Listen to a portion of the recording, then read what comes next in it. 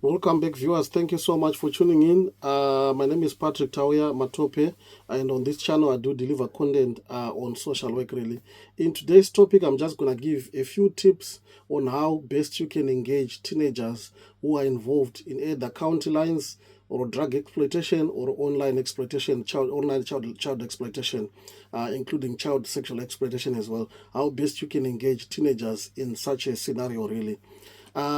First and foremost, when it comes, I'll start with teenagers who are involved in county lines. For teenagers involved in county lines, the most important thing that you need to be mindful is, they are often groomed into transporting drugs. That's one of the key things that's happening. It's about transporting drugs and also sometimes selling those drugs. So they may be trapped by debt, threats and sense of loyalty. They may have some sense of loyalty to those exploiters. Believe me, that's what usually happens. If you know about Stockholm syndrome, you can actually go and Google about it. It's a whole load of things that you can actually learn about, really. First and foremost, when it comes to teenagers experiencing county lines, you need to be able to recognize the signs of somebody who might be involved in this. What do I mean by this? Some of the signs might include unexplained money gifts, new phones or new gadgets or new clothes, which the parents haven't actually even bought, but they know that the child is not working anywhere, is not having any income from anywhere, but is coming up with some unexplained monies, unexplained gifts, unexplained clothes, new phones, and stuff like that. Sometimes they go missing from home or from school for periods on end, sometimes for days on end. They present as fearful, sensitive, reluctant to talk about new friends, frequent train and bus travel to unfamiliar places, or sometimes increased aggression and anxiety, and they can't even sit still at one place for a long period of time. Those are some of the telltale signs that can actually tell you that sometimes this young person might be involved in county lines. How do you approach the conversation with a young person like that? Remember, you need to be avoiding blaming them for what is going on, because it's not their fault. They are still a child and they are being exploited by this adult or by these individuals who are making them do what they are doing. So the blaming language or blaming culture needs to be thrown out of the window when it comes to approaching such conversations with these teenagers. They may see this gang as their only support system because of experiences from the past which they have gone through. So you need to be mindful about that. You need to be using open-ended questions in terms of the conversation that you're having with them. For example, I've noticed you have been away a lot lately. Is everything okay? What exactly is going on with you? And if they want to engage with you, they will engage with you. Don't force engagement on them. Acknowledge their fears. If they've got any fears that they're expressing to you, they may be afraid of retaliation if they leave the gang. You need to be mindful about that. And it's information that you can share with particular agencies, including the police, and see how best they can be supported. Do we think their families meet the threshold for a house move or a tier 1 move? That's something that you can have a conversation with colleagues from the police and agree on what needs to be done as well. And you need to be able to explain their rights so that you make sure that some of them, they may not even realize that they are being criminally exploited. So you need to be letting them know as well in terms of what exactly is going on for them, what are the fears that you have for them, or what are the worries that you have from them, because some of them, they may not actually fully understand all those concerns that you might be having about them.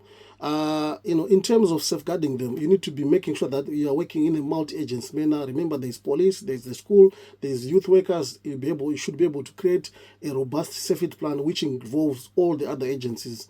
And in terms of how you can safeguard them, you need to be making sure that there is a way out for them. You need to give them alternatives. It could be education, it could be training, it could be safe accommodation, it could be mentoring that they can gain for them to be able to move away from that lifestyle or from that kind of situation that they are finding themselves in. Think about some diversionary activities that could be put in place, things like sports, apprenticeships, youth programs. If the young person is feeling that they may need to be moving outside of the local area, you need to be thinking about that. Are the parents on board with that plan? What impact is it going to have on the family if they move from that particular area? Remember, there could be other siblings in that particular household as well. What is the transferable risk of what's going on with this young person to the other siblings as well? And make them understand that these are some of the worries inquiries that we have, not only about them, but also to transferable risks to the siblings as well. You need to be involving trusted figures in their lives. Do they have uncles? Do they have cousins? Do they have aunties that they can trust, where they can move, temporarily away from the area, for example. If there is a teacher or a coach or a mentor that they already respect, make sure that they are channeled towards that person, and some of the messages that could actually be delivered can be delivered through that person as well, because it's not always the case that they will listen to you as a social worker, but they may listen to their coach, they may listen to their mentor, they may listen to their teacher as well. And when it comes to supporting them with an exit plan, or to exit safely from this, from this situation or from this lifestyle, remember, they may fear repercussions. I always don't want to use the word lifestyle, because sometimes it's not their choice that they are in this situation. In most situations, remember, this is criminal exploitation. But let me say, in terms of offering them a safe exit to be out of the situation that they are in now, sometimes they may fear some repercussions that could be there from the gang. Don't pressure them to leave immediately. Work on tangible, or work on plausible exit strategies, which could involve them moving away from the particular area. For example, if you're in London, if they may move to Scotland or to another area where they put a family member that they can go and lie low for a while, and you need to be thinking about that. But make sure that in terms of that safety plan, it might also include an issue around them switching off their mobile tracker and all that stuff, or even changing their number, or even changing them. There are a few things that you can actually innovate and think about. You can also rely on your colleagues from the mentors, from the youth justice program, from the police, in terms of making sure that you've got a robust safety plan. Because remember, as a social worker, doesn't necessarily mean that you know everything, but rely on the agencies, partner agents that you have, so that you can come up with a robust safety plan to safeguard that particular young person. And you can also encourage them to change the phone numbers, like I mentioned earlier on. Limit contact with the exploiters. If they are feeling physically unsafe, you need to be involving specialist services. For example, NRM.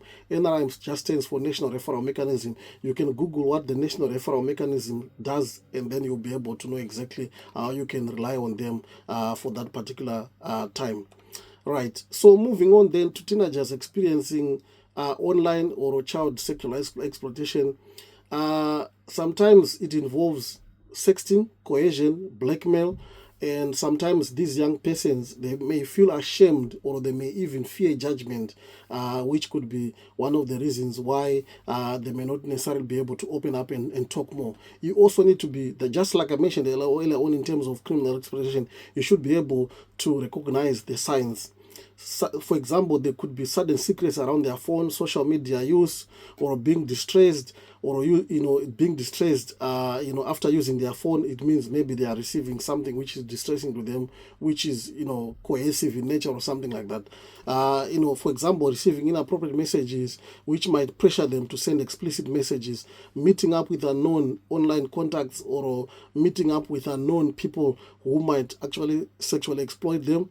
And sometimes there could be many other signs and symptoms that which you can actually think about outside of the ones that are. This is just a synopsis of what could be happening with the young person, really. In terms of how you can approach a conversation with them, you always need to stay calm and avoid shaming them, because victim shaming is one of the reasons why sometimes people don't open up, including even DV victims as well. They may already feel guilty, so there's no need for you to be shaming them.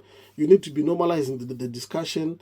For example, you can actually start to talk about, I realize that these days a lot of young people experience exactly what you're experiencing. You are not alone. So, talk to me about what exactly is going on and stuff like that. This can actually open an open, conversation with this young person as well. You need to be reassuring them that it's not their fault that they are in this situation. The perpetrators are very manipulative people. Sometimes they do pressure their victims into doing whatever they may not even want to do as well. You need to give them control. Let them decide how to move forward, whilst ensuring that they are safe at the end of the day. You need to be encouraging them to be mindful of what we call digital safety, private settings. I spoke about this earlier on. Blocking, the exploiters on their phone, sometimes changing their numbers, even reporting features, and sometimes making the reports to the police, giving all the details, keeping a journal as well. Sometimes it helps them to actually not to forget the details of whatever is going on with them. Support the removal of images. There are organizations which are there, like Internet Watch Foundation, which can help in terms of removing such images from TikTok, from social media, and from the internet in general. So you need to be mindful about that, so because it can boost their confidence if this is actually done. You also need to be reporting exploitation safely via CEOP. CEOP stands for child exploitation and online protection. So you should be able to actually tap into their expertise and be able to report. Moving on, then you need to be connecting them with some peer support, either in school or mentorship programs which are local to the area where they are living. This helps them to feel less isolated, and when they hear others' experiences, it also helps them to quickly heal and to be able to strategize and think about what else they need to be doing as well.